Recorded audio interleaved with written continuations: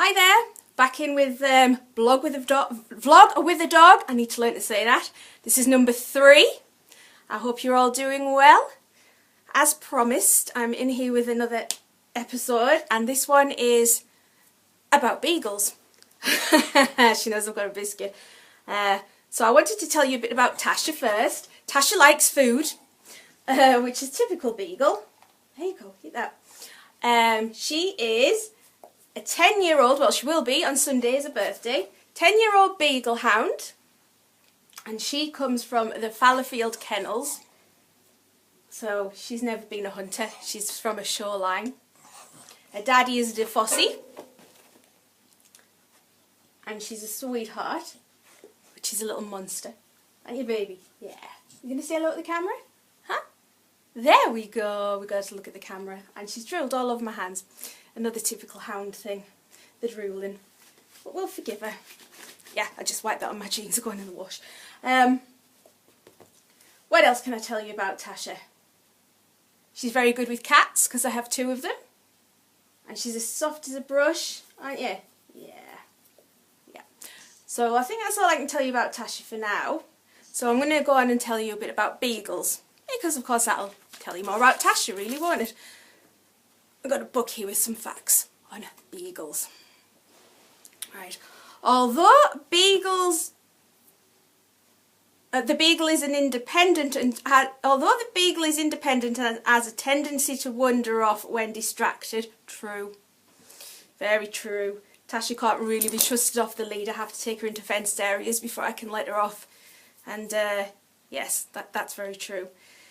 It is a popular and common. Popular because of its affectionate nature and low degree of aggression. Very true. She's very affectionate, aren't you, baby? Yes. The very affectionate dog. And as far as low degree of aggression goes, yes. I once dropped a hamster into her bed. It was a miniature hamster, very tiny. Come over here. Come on. Very tiny little thing. And she just sat and looked at it. Had no will whatsoever to harm the hamster. And one time my cat brought a bird home. Live, sit down there, a live bird, brought it into the house, and Tasha picked it up and started running around the house with it. Didn't do any damage whatsoever. In fact, she let it go. We opened the front door and it flew away. So yeah, pretty low level of aggression there. It says, what else does it say? It says they have a tranquil breed. Yeah, not quite sure I would say that. I think a lot of beagle owners would probably disagree with the tranquil breed bit. They're quite noisy and boisterous. Lovely, but noisy and boisterous. And it says they have an elegant and harmonious voice. Yes. Okay, well I know a few people who have beagles and they've all said they love their beagle's voice and they have a beautiful bark. Mine does not. Mine is what I would call a soprano beagle, and she barks very, very high-pitched sound. That skull shattering sometimes. It's not the sound I like to hear, as much as I love her. And she makes some cute little sounds as well, but her bark is really intense and very high. But in general, yes, beagles have a lovely sounding voice, so I've been told. Apparently they used to be carried in saddlebags on horses when they were used for tracking hare and fox, mostly hare they were used for, but yeah, still little trackers because of this nose, and this nose tends to be what gets her into the most trouble, doesn't it, baby? Yeah, she's a good girl. And what can I tell you about beagles? I can tell you they're very clever. People call them stupid, but they are not. They are not stupid at all. They are extremely clever. She can work out all kinds of little puzzles that other breeds that I've had have never been able to work out. She is a very smart thing.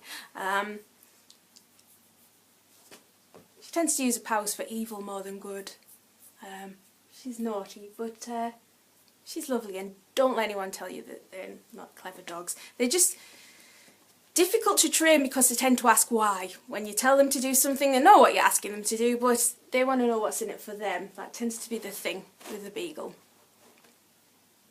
Yeah, they're very independent, as it says in there. So I thought a good way to describe Tasha and Beagles was to write down a few bits of advice that people give you when you get a new puppy or a new dog. Don't go, come on, stay here, that's it. Good girl, I'll tickle your belly, there we go. You know, when you pick up a new puppy or something like that, and they'll give you bits of advice of looking after the dog. And I thought I'd write those down and then give you the advice I would give you if that puppy happened to be one of these. Right, so they will tell you, collect all the things up around the house that you don't want to be damaged and put them in drawers and cupboards. If it's a beagle, they'll tell you to buy locks for the drawers and the cupboards. Teach the puppy when feeding time is. They'll soon get the idea. For a beagle, all day is feeding times, but at certain times of the day you don't feed them. Yeah, it's hard to keep the weight down. You have to keep an eye on that. Remember when training your dog that your dog wants to please you. They just need to learn what the commands mean. With a regular dog. With a puppy, a beagle puppy, or a beagle in general, your dog will soon learn the meaning of the commands, but he wants to know what's in it for him. I touched on that. That's very true. They'll look at you. Why should I sit? What? Why? You wave a biscuit in front of them, they'll do it very quickly. She heard the word biscuit. Many puppies can be fussy eaters. Try different things to find out what he likes. Beagle. You will probably find that your puppy was crossed with a goat or a vacuum cleaner. Vacuum cleaner right here. Definitely. For a puppy. Remember, you are the human. You are the teacher and the one in charge. For a beagle.